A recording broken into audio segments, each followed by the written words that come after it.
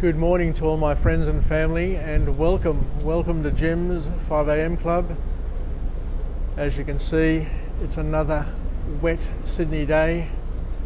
It's been raining for about 3 or 4 days straight, and it'll be raining all morning today. But the good news is that we may get some reprieve tomorrow with some sunshine forecast. I can't wait to feel the rays of the sun and to dry up all this wet that we have all around us. Anyway, let's kick off our Jim's 5am Club. And today I've got a book summary entitled Search Inside Yourself by Chade-Mend Tan. And it's an interesting book which focuses on emotional intelligence and how it works and how we can make it work in our lives. Anyway, so what is emotional intelligence? It's an interesting sort of concept, and many years ago scientists, I guess, discovered or found out that there was a potential for people to have multiple intelligences, and of which emotional intelligence was one. The scientist was Howard Gardner, who first coined the concept of multiple intelligences. And the whole thing that we're looking at here is how emotional intelligence can shape our connections and how it can create advantages in the way we interact with people around us. So what is emotional intelligence? You know, can you be intelligent in a way other than academically? I guess is one way of looking at it. And the author says here that emotional intelligence can be defined as the awareness of your own as well as other people's feelings. So it's basically tapping in to one's feelings and other people's feelings, and be able to use that knowledge, that special gift, to shape our behaviours and our thoughts. So there's an author named Daniel Goleman who came up with the concept of emotional intelligence and wrote a book which was a bestseller. And he broke up emotional intelligence into 5 sort of skill sets.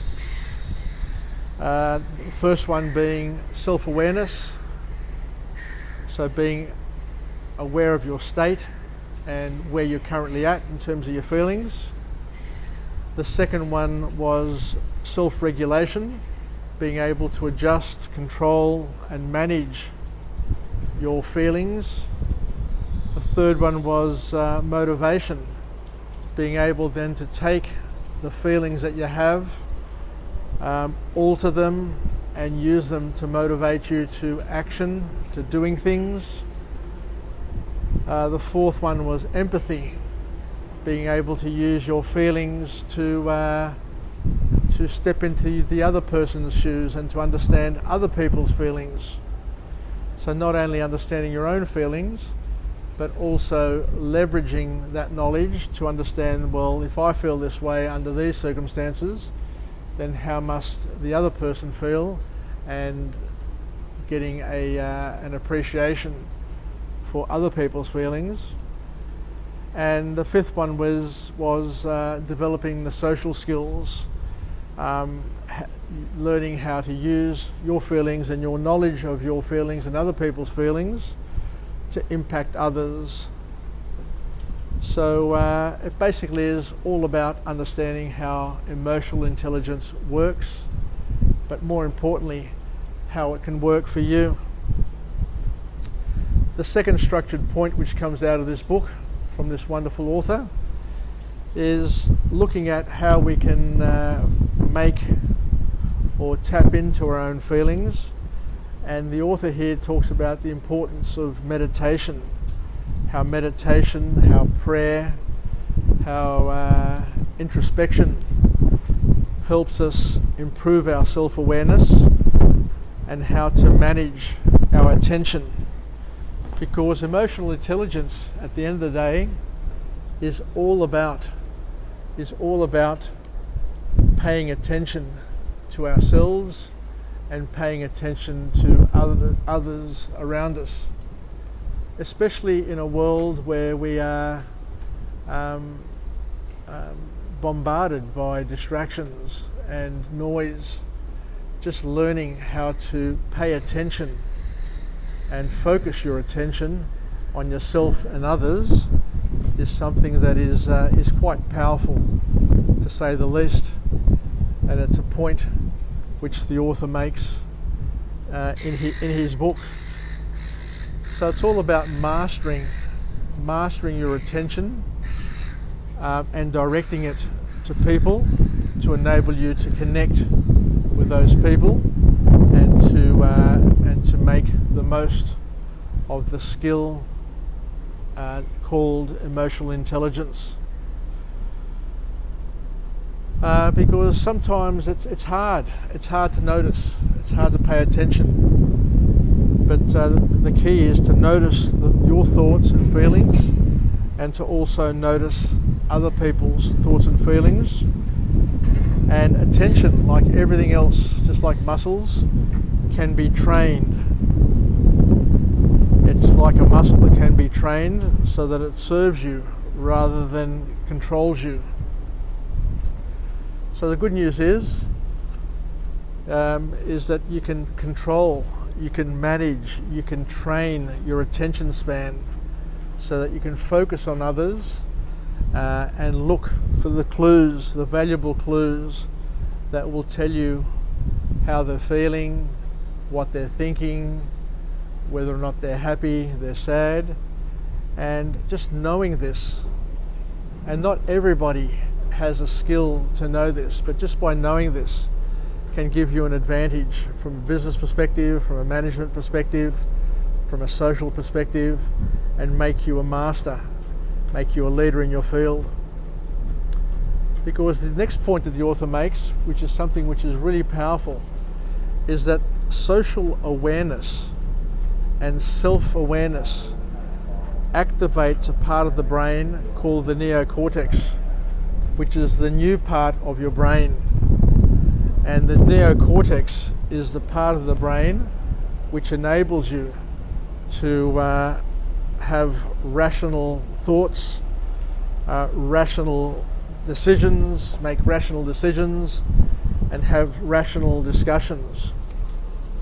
So it's the part of the brain that enables you to live at a higher value or a higher part of your life, as opposed to the reptilian or old part of your brain, which is there basically reacting to stimuli, by getting you to instinctively do things. What happens is when you meditate or when you're self-aware and when you take time to notice, then you activate the part of the brain that enables you to rationally and logically do things and go through things in a structured and an orderly way. Because at the end of the day, we need to understand that behavior that is driven by rational decisions rather than unconscious impulses are more productive in our lives, because we get to think about things, we get to decide, we get to have a point of thought which sits between stimulus and response. So rather than just blurt out something and cause damage, we get to think about it so that we are more nurturing in our approach and our contribution to those around us. And the last structured point which comes out of this book is where the author talks about the three main sources of work-related happiness. And it's important to understand, yet again, from another perspective, where happiness comes from. And the author says that we get happiness when we work and we gain pleasure. And pleasure can come from being externally acknowledged as a worker, peer recognition. And it's very, very similar to the instinctive chase for instant gratification. It fires off endorphins, the high achievement endorphins, but it is often short-lived. So just by providing people with peer recognition and just patting them on the back and saying, good job, well done, and just jawboning and saying how you feel and tapping into people's need for acknowledgement is one way of creating pleasure in the work environment for your peers, and hopefully you can receive that in return. The second area of pleasure comes from passion. A lot of people get pleasure from being passionate about what they do, and the reason why passion drives happiness is that in order to receive pleasure through passion means that you need to be fully immersed in what you're doing, in your work, and this full immersion where you become one with your work, one with your sport, one with your team, one with everything you do, is called being in a flow state, a state of flow, where you just submit to your job or to your activity, and time goes by without you even noticing, and endorphins once again are fired off because you're just feeling the immense pleasure of being fully involved in what you're doing, and is much more sustainable than pleasure. So passion is something that a lot of people talk about and a lot of people follow in their lives. But the third and most important area of pleasure and satisfaction that comes from work is where you gain a sense of purpose. And a sense of purpose, according to the author, is the most reliable factor for job happiness and is the most sustainable. And it's all about looking and understanding at how you contribute to what you do, how you contribute to the bigger picture. And it's an area where all of us can look at including in our lives and also including in the lives of others around us.